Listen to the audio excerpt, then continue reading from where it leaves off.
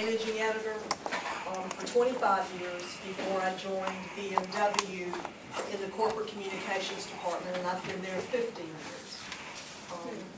And when I was offered the job at BMW, I actually went through a very detailed analytical process, because if you had asked me 30 years ago, would I leave journalism for corporate communications, I would have said, no way in hell would I do that.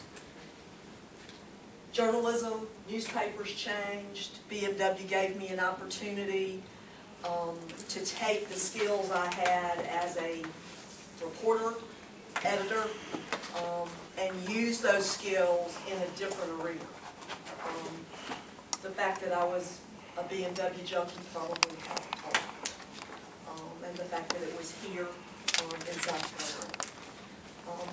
I graduated from the University of South Carolina in Columbia with a degree in journalism in 1973, and went to work at that time at the Columbia Record, which was an afternoon newspaper in Columbia, and moved up as a reporter, editor, managing editor.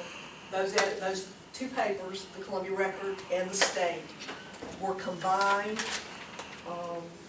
When we combined those papers, I was the managing editor of the Columbia Record. We combined the two papers. The State is still in existence. My Columbia Record's no longer there. Two very different newspapers, two very different approaches, if you will. I loved writing. I loved being a reporter. And I thought that those skills made a very good transfer to corporate communications.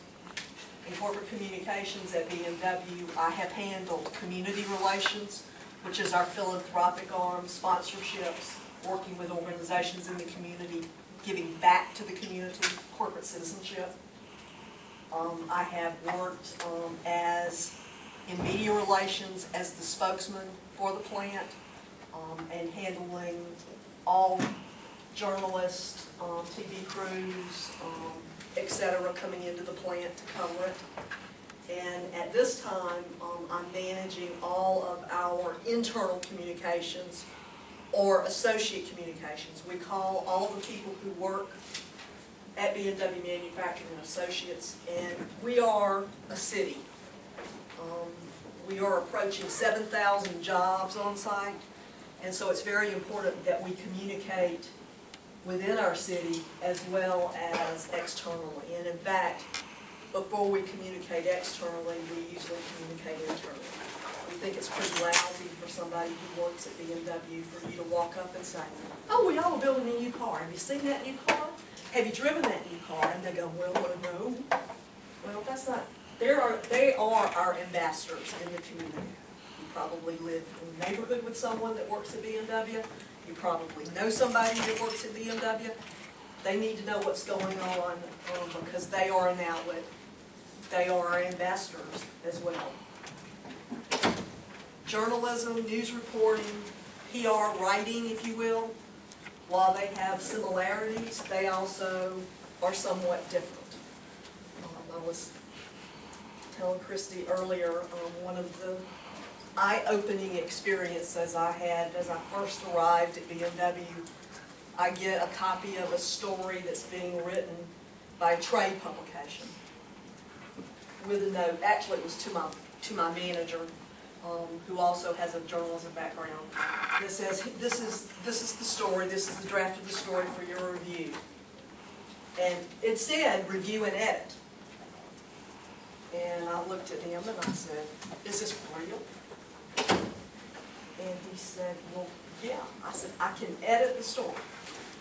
I actually can edit. And he said, yeah, it's a trade publication. That doesn't happen necessarily with a Herald Journal in Spartanburg or Greenville News. Two separate avenues, if you will, of how they handle checking facts, editing, etc. The way I look at it, and this is a pure PR stance, somebody gives me the opportunity to edit and review, I'm going to take it. If they don't word something quite the way I think it should be worded, and I have the opportunity to recraft it, I'm going to take it. I figured the only thing they can do is look at me and say, have you completely lost your mind? And so far that hasn't happened. But as a journalist who spent 25 years as a reporter, I would never, ever have sent a story to one of my sources or one of the people I covered and said, take a look at that and tell me what you think. Never, ever, ever. And when you are in PR, you've got to balance those things. I don't ask or demand review. I may say, will I have an opportunity to see this? Some will say no, some will say yes.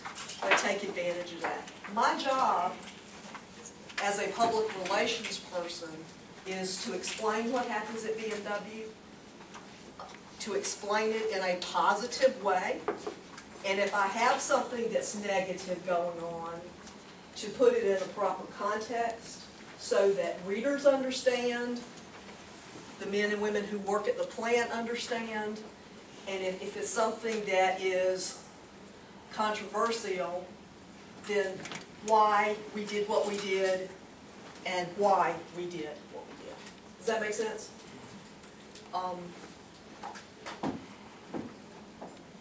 For me, the one thing I really, really had to get used to, especially when I was handling media for BMW, is not to think about the story as a reporter writing the story, how I would write it, necessarily, but answering their questions and making sure that I have answered accurately and honestly, but not forcing the story in the way that I would write it. Does that make sense? I think my job is for things to be positive for BMW. I don't necessarily think it's my job to force the story, if you will.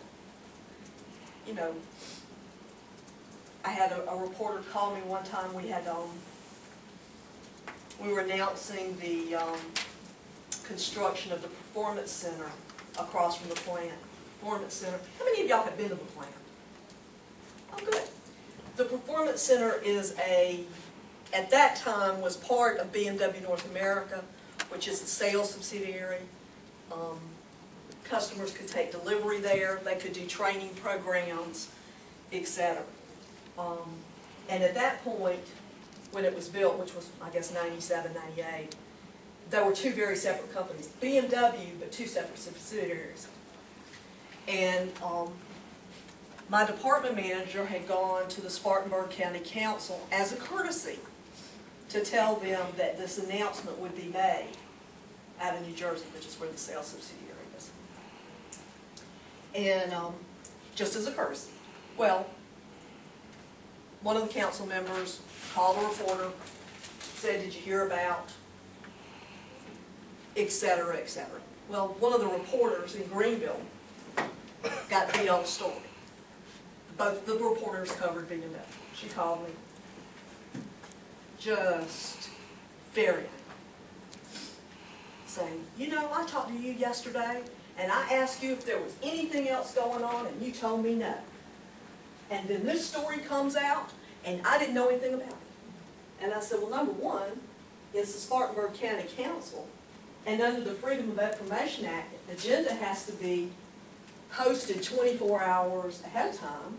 It was on the agenda. Who covers Spartanburg County Council for you? They should have seen it on the agenda. Well, you should have told me about it, and blah, blah. And I said, it is not my job to be confessional for you. You need to do your job. It was on the agenda. It was a courtesy, etc. My boss's name is Bobby Hitt. And she said, fine, fine.